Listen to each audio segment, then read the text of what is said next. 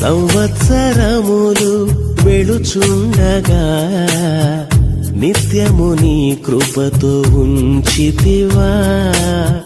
దినములన్నీ తరుగుచుండగా నీ దయతో నన్ను కాచితివా. నీకే వందనం నన్ను